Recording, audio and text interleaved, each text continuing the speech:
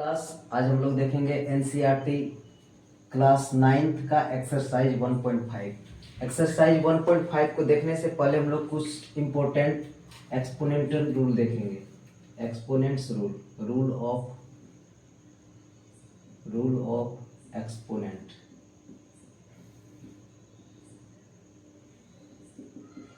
जैसे a to the power 0 इसका value 1 होगा, ठीक है। a to the power 0 value क्या होगा 1। जैसे 2 दी पावर 0 है, इसका वैल्यू कितना हो जाएगा 1।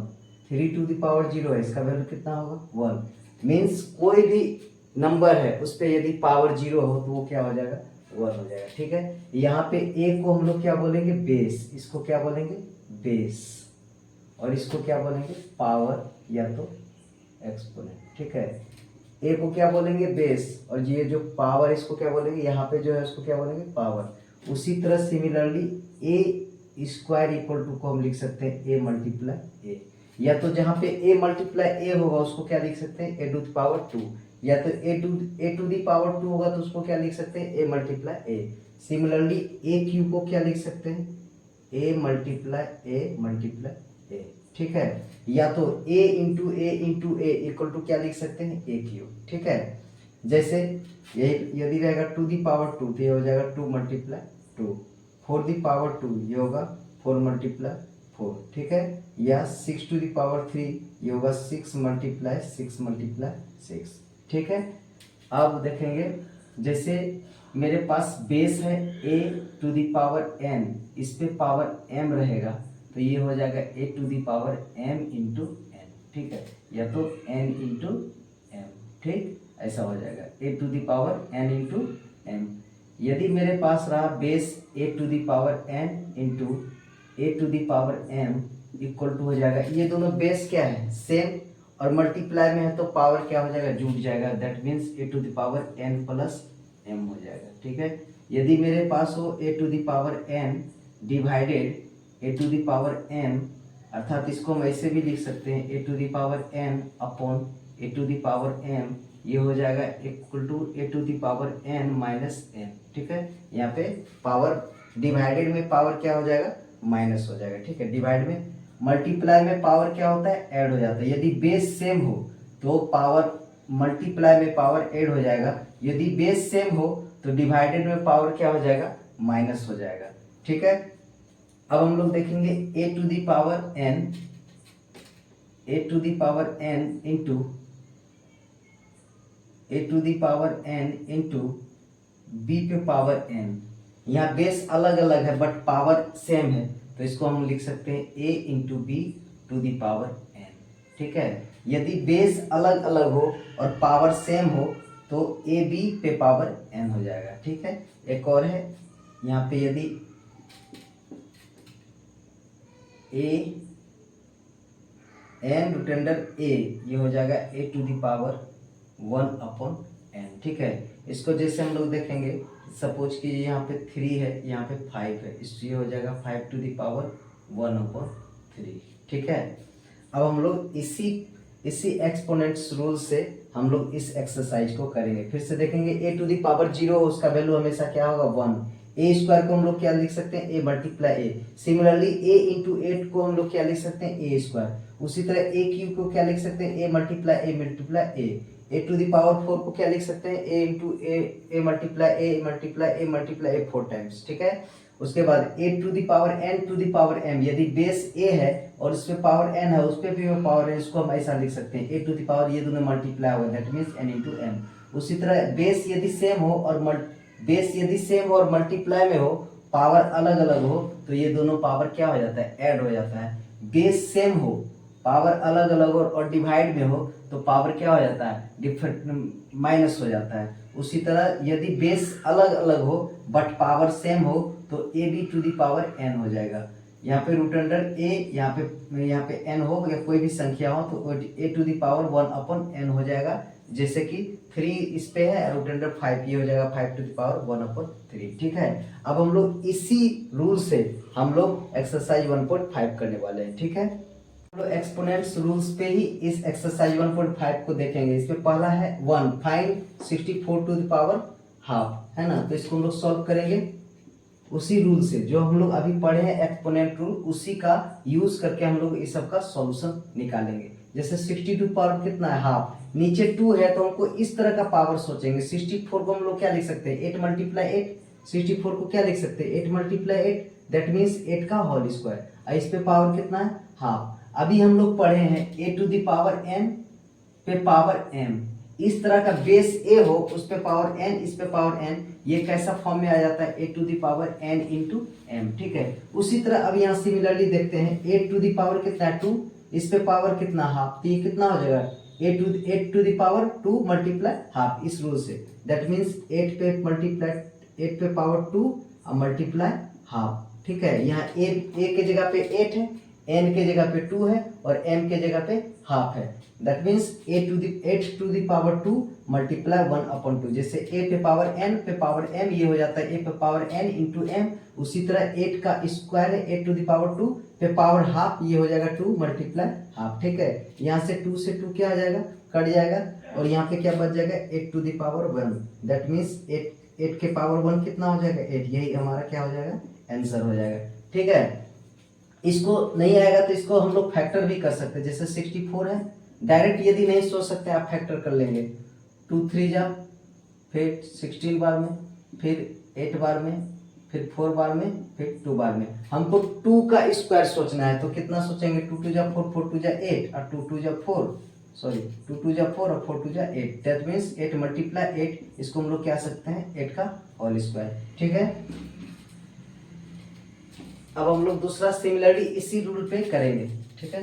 जैसे 32 पे पावर 1/5, अब 32 को हम लोग तोड़ लेंगे, 32 को फैक्टर कर लेंगे। क्या कर लेंगे 32 का फैक्टर 2 से करेंगे 16 टाइम, 2 से 8 टाइम में, 2 से 4, 2 से 4, कितना टाइम्स आया 1 2 3 4 5, that means 2 multiply 2 multiply 2 multiply 2 multiply 2, कितना टाइम्स है 5 टाइम्स।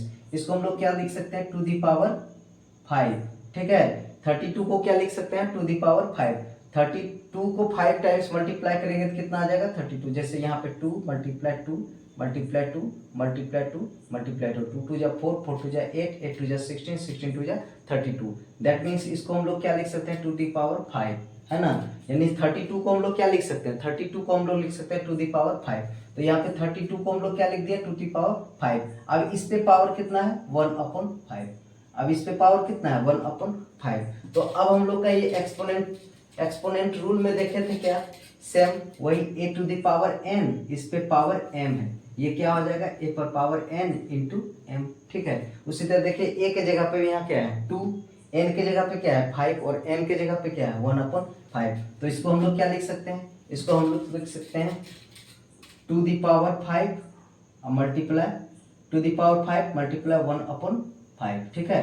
यहाँ पे जैसे a पे पावर n इंटू a पर power m equal to a पे पावर n पे पावर m, ये हो जाएगा a पर पावर n इंटू m।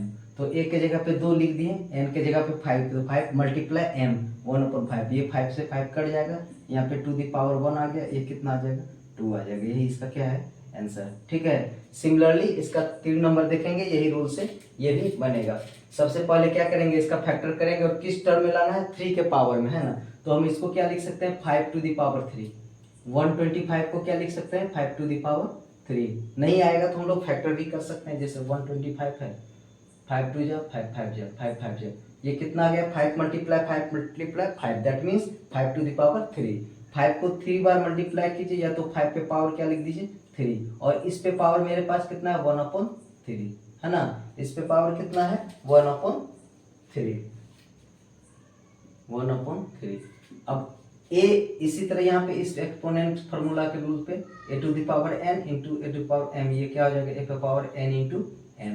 तो a के जगह पे यहाँ पे क्या है 5, इस पे पावर 3 और मल्टीप्लाई 1/3, ये 3 से 3 कट जाएगा, तो 5 टू द पावर कितना आ गया 1, 5 टू द पावर 1, अब 5 to the power 1 that means 5, ये इसका क्या हो जाएगा आंसर, ठीक है। 1 नंबर में 3 सवाल था, तीनों हम लोग ने इससे हम लोग हल कर लिए। आगे हम लोग 2 नंबर सॉल्व करेंगे। अब हम लोग दूसरा देखेंगे फाइंड 9 टू द पावर 3/2, इसको भी हम लोग उसी रूल से बनाएंगे। 9 को हम लोग क्या लिख सकते हैं 3 पे पावर 2, 9 को क्या लिख सकते हैं 3 टू द पावर 2, और इस पे कितना है 3/2। दैट मीन्स इसको अब हम लोग क्या लिख सकते हैं 3/2 मल्टीप्लाई 3/2। वही है a to the power n into a to the power m। That means a to the power n multiply n। यहाँ से 2 से 2 कट जाएगा, यहाँ पे क्या आ गया 3 टू पावर 3।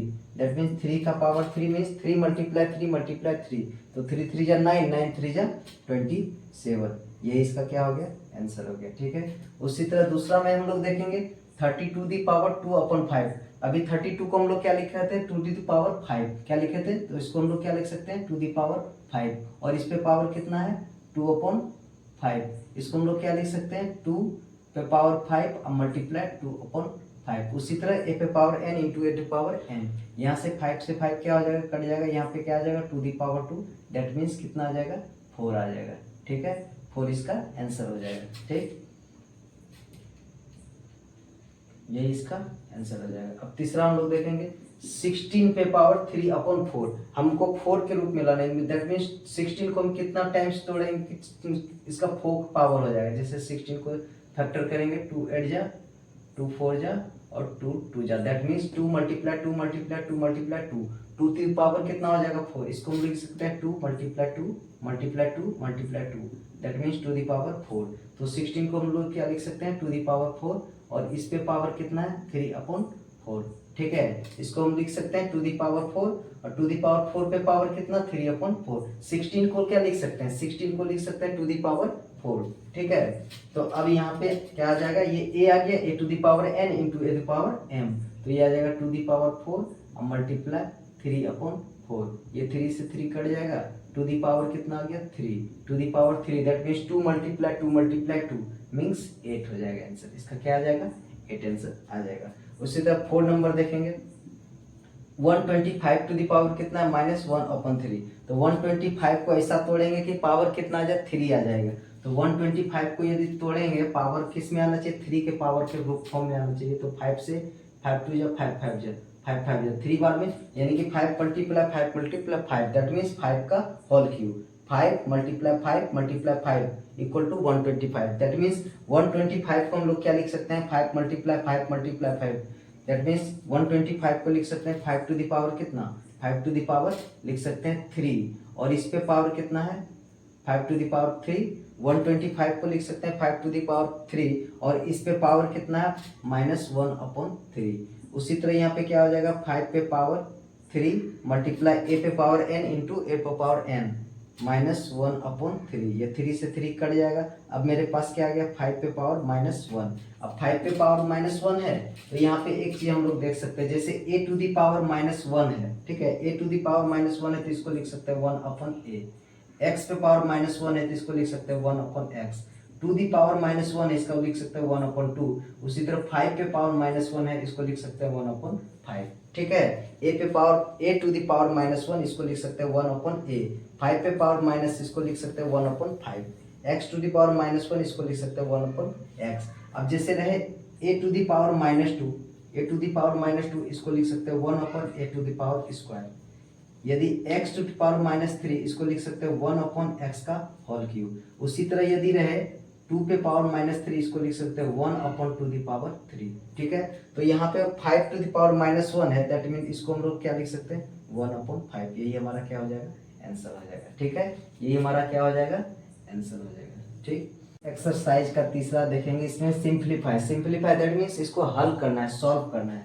तो हम लोग पहला देखेंगे 2 the power 2/3 into 2 the power 1/5। ये देखिए ये दोनों का बेस क्या है सेम है और पावर अलग अलग है।